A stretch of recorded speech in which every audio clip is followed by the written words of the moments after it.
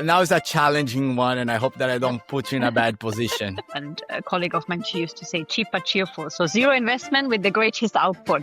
What is the biggest disconnect that you see between what schools teach and what hotels actually need? And others are a bit more, there you are. Here's your schedule. Here's your key, whatever. And off you go. First day, straight away at reception. 30 minutes after you arrived at the hotel and you're already having the first guest shouting to you at reception. Okay? I think that is the worst impact that this could have on someone, not being ready for that. If you could redesign hospitality education, what would the curriculum of the future look like? You have very short intervals of practical and theory. So you would have maybe 2 weeks of work and then 2 weeks of classes and then 2 weeks of work. So the intervals are shorter. So what you learned yesterday or last week in class, today you're already applying to the job.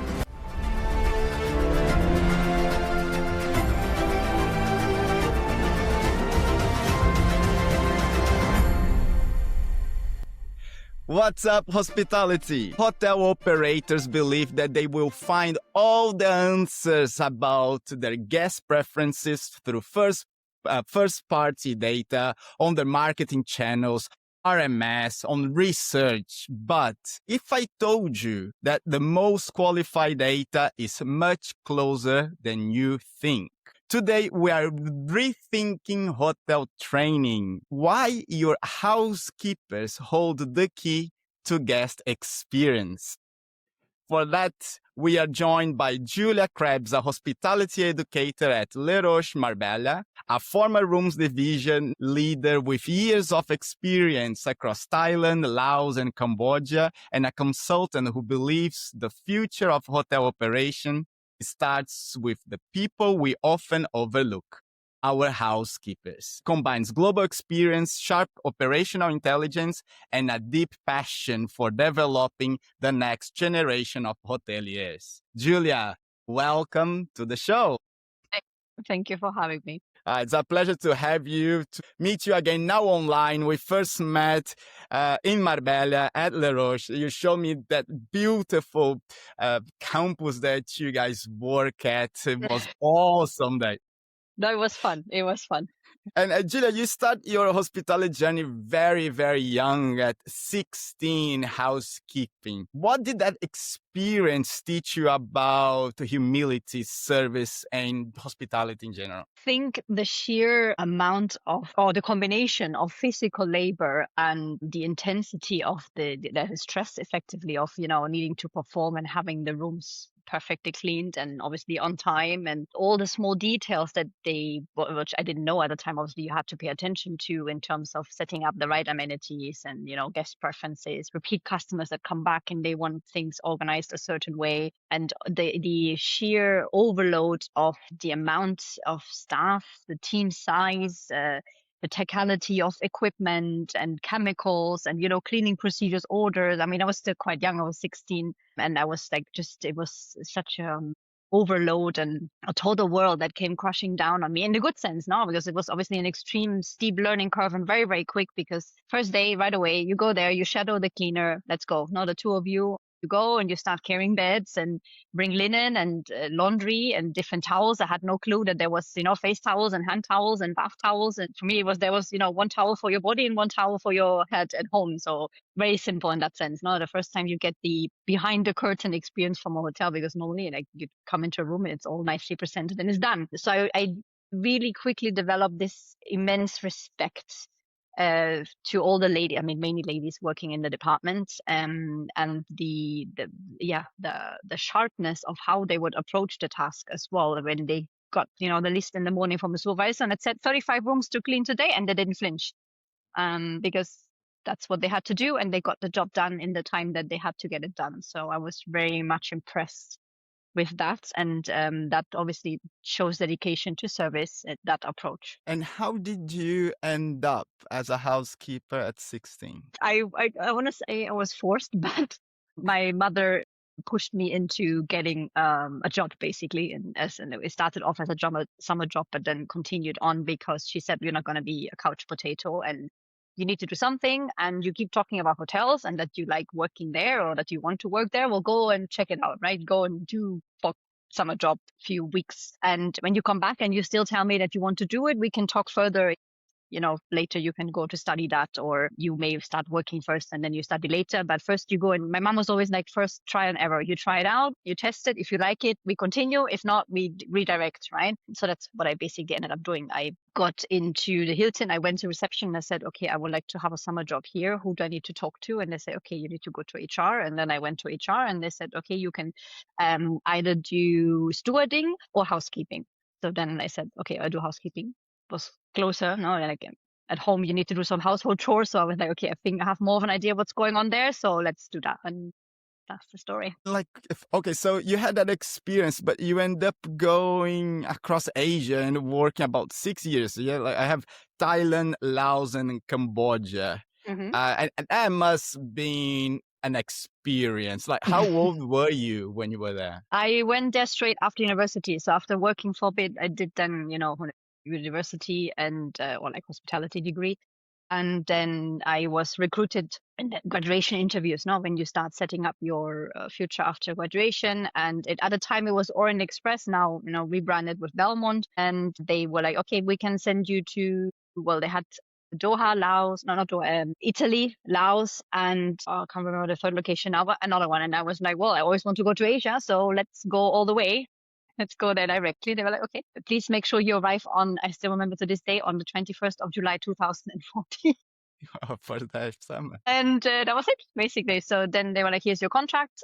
We booked the flights and off you go. That's how I ended up there. That's cool. And when you're doing so you start working at 16 in housekeeping and then you did your university degree. When you were studying, what was your feeling about hospitality back then after having some experience already working? What was triggering you? What was making you excited about graduating and actually getting your degree? I think the possibility, I saw it more a bit of a stepping stone in terms of, well, you need to obviously grow your career and you get your years of experience but at a certain level, you may need certain degree knowledge in the sense of management, right? So it was more for me to understand more the business aspects of it and the management in order to then say, okay, once I've done now a couple of more years, that it will help me once I reach an assistant manager management position with the team leading, as well as obviously management tasks that you need to do, a budget, a forecast, numbers, KPIs, and all of that, which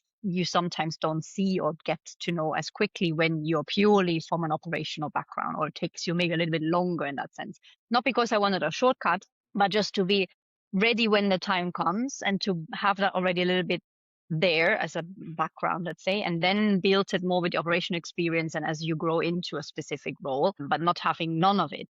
So that was more my importance, not to be like, oh, I have a degree, and you wave the magic wand, but to have that. I mean, also having had the opportunity to do it, of course, it's some, unfortunately, people cannot have. And then to be, okay, I have understanding already because I've heard about this, so I know this technique, or I have that knowledge. Let's now, apply it or make it more practical and experience it in that sense. And if I would take you back 16 years old, already dreaming about the hotels, then work in a hotel, then studying a degree in hospitality, then traveling to Asia to experience another angle of hospitality. What hospitality means to you? I think it's people for people, or people with people at the end of the day. So I think it has to do that at the end of the day, we're looking for the purest connection we could ever have had, not like between mother and baby or father and child, that purest love and warmth that we have when we're very, very small.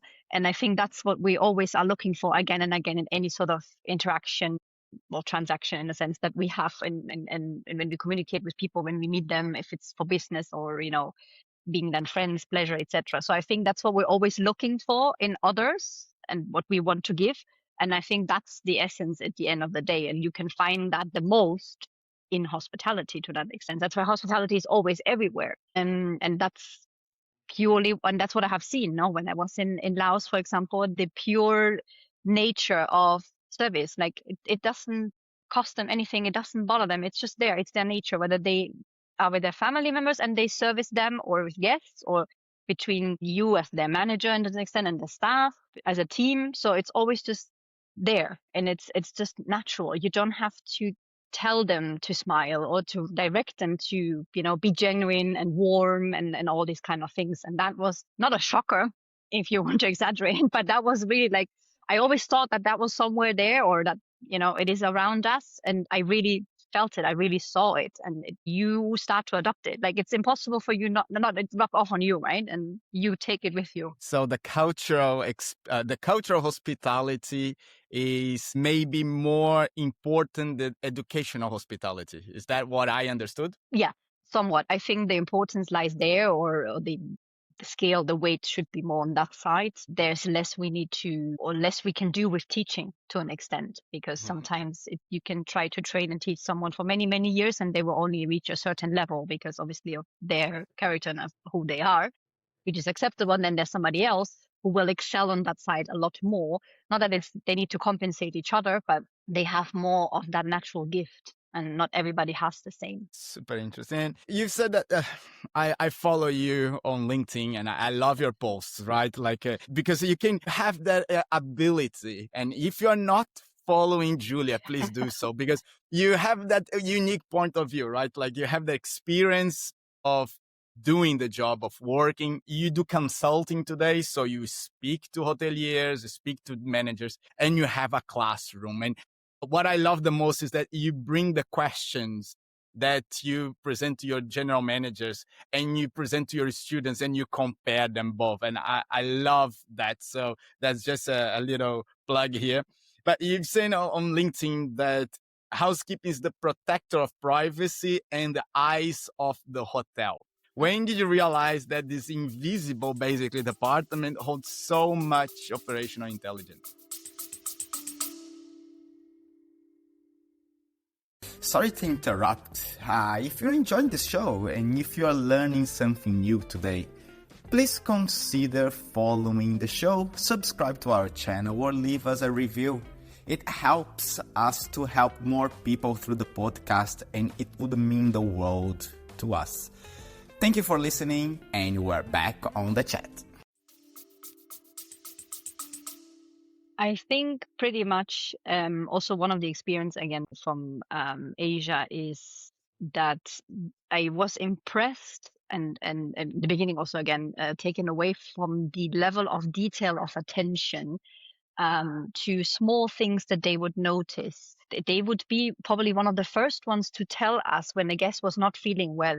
Mainly, let's say maybe they had eaten something bad and, they were not feeling well. And they were like, I think we should ask them if they're okay, and if they maybe need some medical assistance, or if they just want a plain rice soup for today and, they will feel better afterwards. And then their attention to how the guests like certain things, arranged in the room, for example, and they would notice that sometimes a lot of guests would put a lot of towels on the floor because we had these beautiful wooden floors, and they obviously can be very slippery. So they wanted to walk. So I'm like, okay, let's put in some extra small carpets that we had sometimes around, and let's lay them in the room. And they would just, do it. And then they would just tell me later about it. Like, we put the carpets in room 101, whatever it was. And I was like, in the beginning, why are you putting carpets there? And then they explained why. And then later it was just, we put the carpets.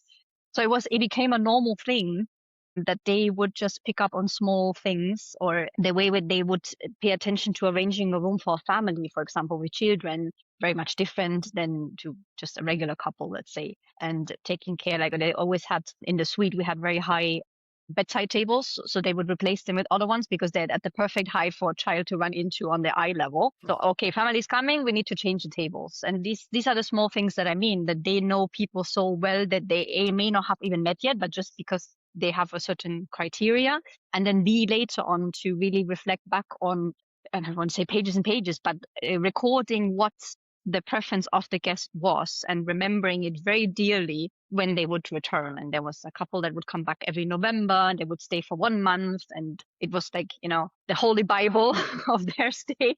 And they would go through all these arrangements again. And then, of course, there was always for F&B, etc., but maybe just for housekeeping focus now. And it was just that whole scenery, and we didn't have to do anything. Like, it was just natural. They would just do it. And it was not something we had to prompt them to do it, in a sense. Maybe more the record keeping, because again, it's something more technically speaking, but they would just immediately notice it and sense it. All right. And why it's not everywhere like this? That's a good question. I don't think I will be able to really answer it fully. I think in this particular sense, and it's not because I want to only, let's say, praise Belmont in that extent, or at the time Orient Express, they were always extremely flexible in the application of certain standards. So of course we have standards that are important because obviously we need to ensure a certain sequence of service and level of service. And the LQA and mystery guest rating was always very important, not to get the highest scores. Like, the target was always 93 and above, for example. And you can't do that without any sort of documentation and guidelines on standards. But it was never so restricting that you could not go off script or, find a different path for the guest. So obviously we know that during check-in, you need to ask for the passport, it is that. But does it have to be always in that sequence? Can I not ask for the passport at the very end once the guest has asked me all their questions because they just arrived, they're so excited and they want to know everything? Why do I need to interrupt that conversation by, oh, sorry, we need to do paperwork and I need your passport and this and that? So just go with the flow, whatever they want. Some guests, they also said, like, you know what, we would like to have lunch first. Can we do check-in after? Sure. I mean, why do we need to do all the processes in a certain order of events? We still get to the same outcome. Check-in will be completed and we will have all the documents, but it can be a free flow. And I think that was the key there, combined with that Asian hospitality that let them be so free and empowered, that they would never have to worry that, I don't know, even GM would question them taking a certain action for a guest. That they needed to not always get the approval. That's super interesting. So in the end, it's culture. It's about the hotel culture. Amazing. You worked in hotels again. You teach at Le Roche, Marbella, and you consult. What is the biggest disconnect that you see between what schools teach and what hotels actually need? I think the disruptor here, or the disturber, is that I feel always there's a lot of time pressure nowadays with almost anything you do. And we tend to end up rushing things a lot. Obviously, certain things can be efficient and done fast, and other things would always require a bit more time. And in that sense, attention of detail and, like, again, feeling between each other, like, let the guest arrive, let it sink in, give them a minute or two, and then. So we tend to be very hustled in many things we do. And I think especially for a young person here as a student, coming from a classroom environment where, of course, mistakes can happen and no problem, and we take more time and we explain again, being thrown into the complete opposite. No, it can't be more opposite than an actual hotel operation in terms of craziness and noises and everything is going on at the same time. I think that is the worst in a sense, maybe it's a bad word, but the worst impact that this could have on someone, not being ready for that. And that again comes down to character a bit, obviously, if you can face it well or not. But here, certain companies do it very well, the way they do onboarding, the way they take time to make the trainee familiar with the hotel and, go through different departments for a couple of days and be really settled and know everything well. And then they start, working, shadowing people, and then later hopefully work on their own. And others are a bit more, there you are, here's your schedule, here's your key, whatever, and off you go. First day, straight away at reception, 30 minutes after you arrived at the hotel, and you're already having the first guest shouting to you at reception. I'm just being very dramatic. But so I think that in our sense, we go to both extremes on both ends with our classroom experience and with the actual real life scenario. And I think that's very unique, which can be very beautiful because it can make the best outcome, or it can be the worst. I don't think you have that experience somewhere else if you're studying math or physics or biology, right? You don't have this extreme end or scale of things. And how can actually hotels do something different about that? It's just slowing down and taking a better onboarding experience, or is there something else that they can still? I feel, let me open parentheses, I feel that when hotels receive students that are coming from university in an environment that not everyone comes from university. A lot of the employees they learn on the trade. Apparently, there is an extra responsibility on the student. Like, you study it to do this, you should be ready. Yeah. Is that when you get in touch with your students, is something that they relate to? Yes, some experiences are that still where they say, oh, like the typical stereotype is like, you come from university and you think you know it all, but I've been doing this for 20 years, so obviously I know it better, or I know more about it, which is to an extent true in operational terms. Yes, you do more than me, and there's people out there that know more than me today, obviously. But it's about the understanding, not that they come to replace you or they're going to steal your job, because if that's the mindset in any work environment, we're not going to get anywhere. If you are not building up people to, yes, eventually replace you, you're not going to go anywhere either, right? If you need to prepare your next career move, you're not going to be promoted if your manager feels that you are irreplaceable, in that sense that there's nobody who can step up and fulfill your role. So I think it's very obviously old-fashioned way of thinking, but the problem could be a little bit solved with onboarding, but I think maybe also, and some hotel companies do it more, they redesign the approach to an internship, or they, let's say, have, in our case, we have very good relationships with many companies, obviously. When they come for interviews, etc., they spend a little bit of time with our career services and with us to understand also a bit more, okay, so what's the approach in the classroom? What are the certain learning outcomes? Let's say what we actually discuss with the students. How is theory related to a practical experience? So they understand, or they can make more reference of it as well, probably, and apply it better. Now, if you say like, look, you have seen X in the classroom, this is how X is now done here with us. That, I think, is somehow the way forward. I understand that for some corporations, some change, this is very difficult because obviously they're very, very large companies. And for others, they may have an advantage here because they're smaller and they're not spread this thin in that regard. And Julia, in your consulting work, you often highlight the housekeeping data as intelligence. Can you walk us through how hotels can actually extract useful insights from the housekeeping teams, even without any fancy technology or anything? How can that data reach the decision makers? I mean, I'm always, I don't want to say I'm anti-tech, obviously that's a lie, but I'm always for the least amount of technology, in the sense of we don't need to complicate it with it. Sometimes we need it, but sometimes no. And a colleague of mine, she used to say cheap but cheerful. So zero investment with the greatest output.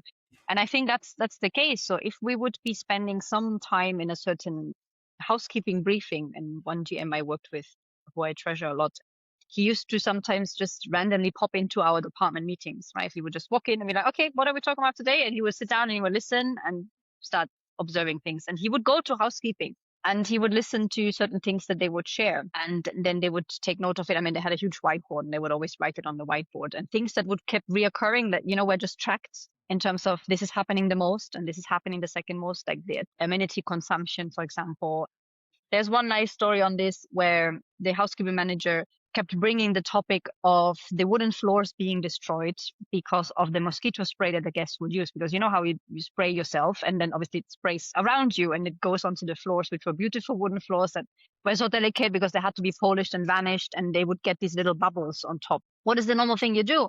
Maintenance, go, sand it off, vanish it again, polish it, ready to go. It takes a day, half a day, and then the room is back in service, no? But no, she was like, well, why don't we try to find a replacement mosquito spray that we give to the guests for free so they can use it, and then we will not have this issue anymore. And eventually, obviously, then when you compare the numbers, you notice that you will spend less money on buying 2 bottles of mosquito spray per room that you just put there as a free amenity, than always replacing or fixing up the floors. So that's what I mean with like little things. If you just listen a bit further, or not just be like, okay, just fix the problem or fix the issue and let's get back to selling the rooms or putting it back in service, then you can probably find more long-term approaches or strategies and decisions that you can make there. But that, I guess, works if people can then listen to you. And that's all she mentioned in the meeting. She didn't come with numbers or, she didn't have a pitch prepared, and she was just like, can we not just try to find that? So we did. So that's what I mean. I think it's just like I said, tracking things first. It was very good how she always wrote things on the board that would happen the most. And then things that happen, let's say 10 times, were then looked into further. And sometimes it's just random things that happen and it's okay. But that's how you extract this information that will make you A, financially better, and B, operationally more efficient. But now again, you bring that information to the board, right? When that information was brought into the board, was it in the end of the day? It was in the beginning of the day when they are having the first meeting, and how did they take these notes? They would take notes, pencil and paper, or how that information flow from the problem to the manager. And there it was very simple. I mean, we had to be creative in a sense that we had a lot of staff that was or is illiterate. So we obviously didn't have a lot of staff members that could read and write in their own language, yet alone in English. So we had to come up with different ways of doing it. So in this case, we had also small pictures of certain things, and they could just, like a simple tick below the picture, as in like 1, 2, 3, 4, 5. Once we, let's say, crack the code of like, okay, let's just count the things first. And then she would be able to write a report because obviously she was the most skilled in that sense. And they would just share mainly verbally this information in the handover meetings that they had in the department every day, of course. And she would then bring that to the morning meeting when all department heads sit together and then discuss that or bring it forward with GM. And then, of course, sometimes they had side conversations about it when it was just her and GM discussing the operational department issues. But she would share it in the meeting saying like, okay, we have again counted XYZ, or we have found this and that. And it was also when we redesigned the amenity sets and things like that. So that's how we would then pick topics or projects, let's say, to implement or to investigate first if it's feasible to do, and then execute. Yeah. That's awesome. And you talk about staff, like we talk in general about a staff shortage, right? It's something that we cannot run away. Even though in some departments, people say that no, we are fine now. But when it comes to housekeeping here in Europe, it seems to be a problem still. You share sometimes that the issue is not hiring, but repositioning. Why is that? Can you explain what that means and show me an example of that, please? So I think that it is simple, like in any type of business or as in any management position, to just blame the external circumstances. The labor market is bad. We cannot find skilled workers, like you just basically described that. And depending on where we are, we have more issues of some sort than in others. Fair enough. That's probably still always reasonable, and it's not an excuse, but it's acceptable. But then at the same time, it is key to find people within. It's not always that we need to replace from the outside. So again, trainees are a good option, right? And then we have students as well that then are told, so when you graduate, come back and we give you a position, one option. Or that you obviously see within your teams, are they all where they should be? Are they really bringing the full potential? Because A, they could be very unhappy with what they do, or B, they could just basically be better contributing somewhere else because they might be multi-skilled, right? And that's, I think, the key. There's a interview that I saw, and to give you an example, a few months ago of a hotel that is very famous in Germany. It's a family-run hotel, and very traditional, yet now with a modern approach because the daughter is now taking over. And they have a very, let's say, old name and a lot of heritage with them, but they like to do things a bit more modern. So they have like a TikTok channel and things. So they go all out there.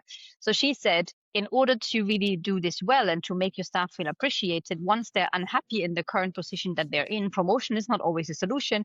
Find them another place in your business. So she had a barman that, for health reasons, stopped drinking alcohol and became very, I don't want to say against, but basically he was feeling bad or worse every day when he had to serve alcohol to the guests and make cocktails. And he was very unhappy with it. And then she noticed it as well, or the manager noticed it and brought it forward. And she said, like, okay, what should we do then? What can we do? Because obviously what we do, we fire him or we tell him to quit because obviously he's not doing his job, right? You're in the bar to make drinks. And he said, well, now that I'm into this more health part of my life and wellness, I would like to maybe work in the spa, but I don't have any qualification because obviously my background is F&B. So no problem, we'll make space for you somehow in the spa. And they actually also sponsored him some kind of certification or course, I'm not really remembering anymore what it was, for him to be a certified kind of like wellness coach. So it's about sound healing and meditation, yoga, that kind of thing. So they switched into position, and then they hired somebody else to replace him at the bar, somebody who was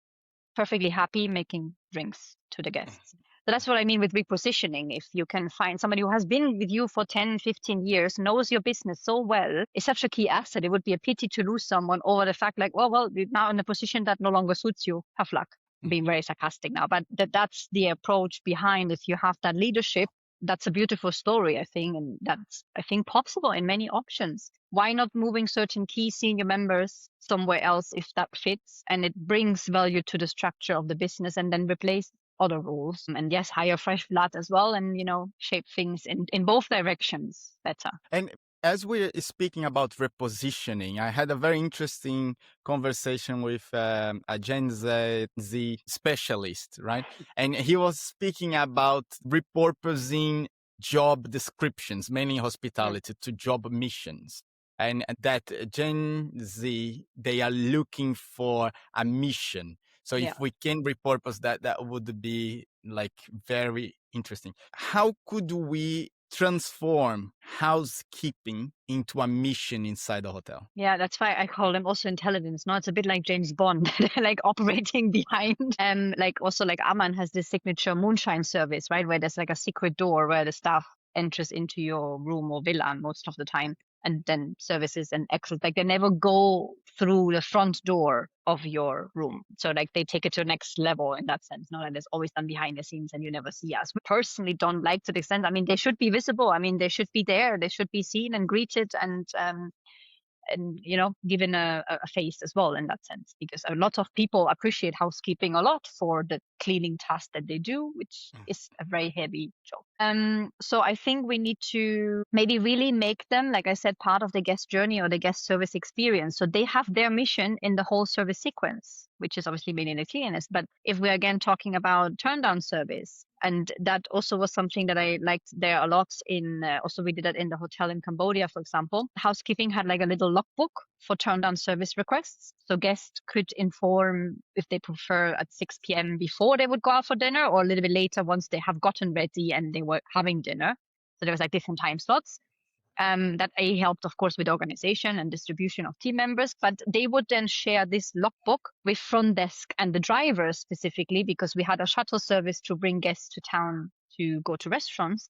So they could see if a lot of turn down requests were at 6 p.m., probably the majority of guests would take a shuttle around 6:30. So they could plan the shuttle and the number of cars according to that. And then also, again, for the pickup, etc. So then if they would be on the way back, they would call and make sure the turn-on service was done, right? So that's what I mean with that. Give them the role, give them the mission of fulfilling every single part of their service to that perfect outcome, let's say. Yeah, that's cool. Like your mission is to serve the guests in the best way possible. So understand what your position is to make that happen. That's I love that. If you, like our listeners here, GMs, hotel managers, like owners and department heads, right? Like, if you could give them 3 actionable steps to make their hotel a better place for both the guest and the staff, something that they could do tomorrow without a lot of research, basically simple steps, what would they be? Oh, only 3?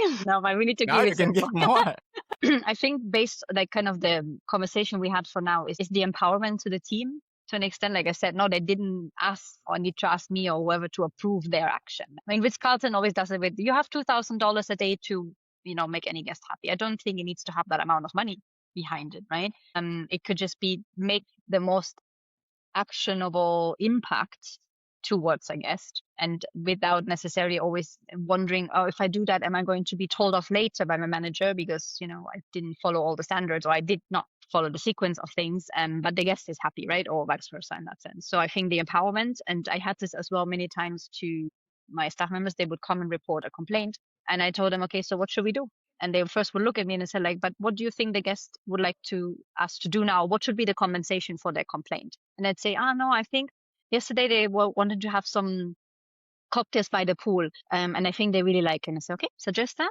Invite them again for cocktails by the pool. And if you want, you can join them for a chat. So and then you now go and tell this to the guests. They don't need to see me because you are empowered enough to take the action and communicate that to the guests. I mean, unless they want to see me, but you are the one they have complained to, or they've brought it forward. You are the one solving it for them. Not like the whole action follow-up process should be done by that person in that sequence. And other things, I think like this GM did very well to go and check into other departments, and whether it's just participating in a meeting here and there, or spending some more time in departments and understanding better how they work together. And we also in the hotel in Laos, we did a little cross training for the managers. So we sent the spa manager to housekeeping and the restaurant manager to the spa, and for them to experience for a couple of days here and there how other departments are also run, and understand each other better. So I think that's exchange is very important, and obviously having that open culture to do so. And other things, as we said before as well, I think we sometimes may overcomplicate our life with that everything needs to be documented, everything needs to be in a report and presentable, which when the time comes, if we're talking about to the big bosses, may be the case, true. But if we need to understand the agility of a situation and how quick we need to react to something, I don't think we need to be hung up on paperwork or administrative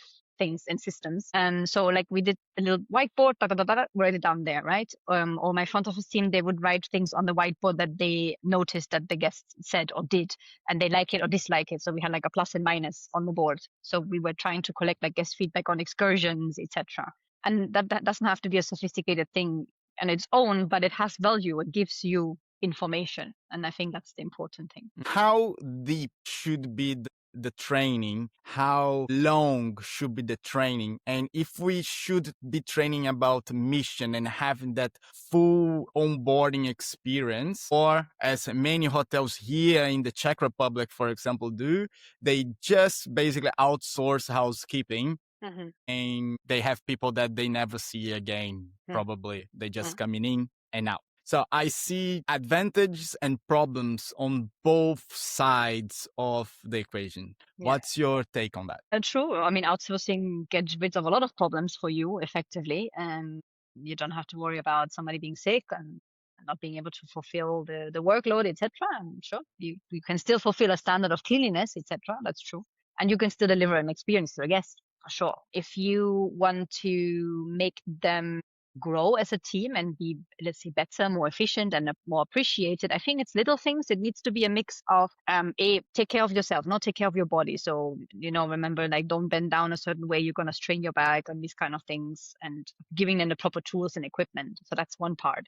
Another thing is keep thinking or checking if you can find better chemicals or, better equipment to do something as well, because then that will make their job easier as well and they feel appreciated. I mean, don't expect me to mop well if you give me a broken mop. Those kind of things. Now, these are very basic, but sometimes we really ignore that because we just keep doing things, or we things are broken and we'll fix it later, or we buy new next budget, right? But that doesn't work like that, especially in housekeeping, when we have to cover such a huge surface and area in a property. And then I think it's not that they need, unless they're a young staff member, a junior staff member, so much training on the procedures and the job that will eventually come. And especially if you do a shadowing system where and especially in housekeeping, I think you should always clean in a team because you're not lonely and you more depend on each other. You can divide tasks and you feel more productive. I think they need more training in the sense of, for example, we had to incorporate a lot more English training to those staff members. So they would be able to respond to the guest saying, oh, I need more soap or I want shampoo. So they could not just be like, here's the bottle, reply with a sentence. It doesn't have to be, thank you, Mr., Mrs., the most beautiful way of saying it. But there you go, sir. Thank you. Small details like that. And we're talking about the purest form of service and hospitality there, right? But obviously very constrained and limited in terms of skill set. In other areas like Czech Republic, we will not have that issue because people have a different level of education and experience already. But there again, more things like what kind of training skill would you like to develop further? And somebody in housekeeping could also say, well, I want to do a language course, or I would like to, learn more about other departments, or I'm also interested in kitchen. So giving them more, to an extent, freedom to choose certain trainings as long as they do train in something. You see what I mean? It's not just without any purpose. Yeah. And let's think about the future now when time is flying here.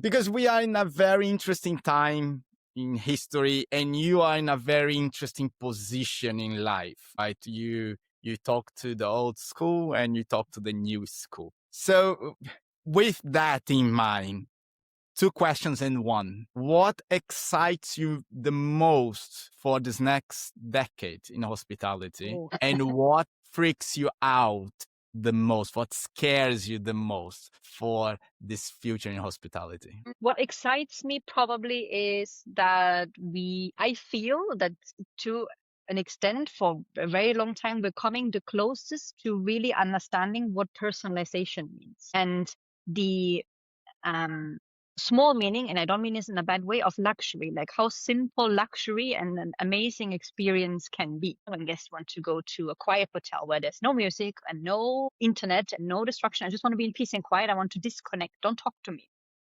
If that's your luxury, there you go. Which was never really like in the cards. Like there would always be music in the lobby and, things happening because that's how we construct a hotel in our minds, right? That's the ambience, the experience. And in many other ways. Now, this is just one example because I guess I really want a quiet break. That's why I keep thinking about these things. But I think that's an interesting path, and we do understand the relevance of a certain SOP and standard, but that we give enough freedom to interpret, so that we finally let go of this, the typical old school image. I mean, I don't know if you agree, like a person in a suit, that's a reception, no, that's the receptionist. No, the person doesn't have to necessarily wear suited and booted with a tie, right? Because now we have many gyms without a tie in shorts in a resort. So why the staff members cannot be the same or represent that feeling? What freaks me out a bit, I think, is yeah, again, there's still the rapidness of certain things when we say, like, well, if you are having a certain expectation of experience, that means things need to slow down. And I think that's not only in our industry, that's obviously in many areas in our life, but I think we are lacking the essence, the time of going through that. So if the guest is looking for it, but we cannot provide it yet, how can we ask them to reciprocate or to slow down and experience it, really? So I think that's is an issue especially when we're talking about technology advancement, when you're pushing certain things forward, that may not be received as well as it could be. Yeah, the speed of things is very scary indeed, indeed. And if you could, now is a challenging one, and I hope that I don't put you in a bad position. If you could redesign hospitality education, what would the curriculum of the future look like? I would say two things, a little bit kind of, let's say, back to basics, in a sense that we have, obviously in Germany, we have this apprenticeship system where you have very short intervals of practical and theory. So you would have maybe 2 weeks of work and then 2 weeks of classes and then 2 weeks of work. So the intervals are shorter. So what you learned yesterday or last week in class, today you're already applying it in the job. So we are really forming the skills more parallel than just like we kind of have here, 6 months on campus, 6 months internship, which again, you can create the same output, the same learning outcomes, but I think sometimes the intervals could be shorter.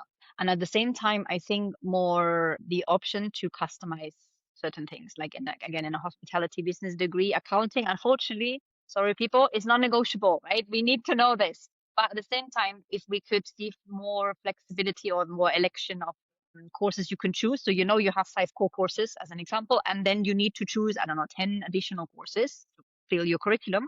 But here you can choose based more on your interest, or if you want to be a future entrepreneur, or if you're more again into wellness, or whatever else obviously more speaks to you. I was like, Gen Z, like you mentioned, that mission. So your mission would be, well, you complete the degree, but within that mission, you have certain side missions, no? So you can complete all the missions, or once you complete all the missions, you complete the degree.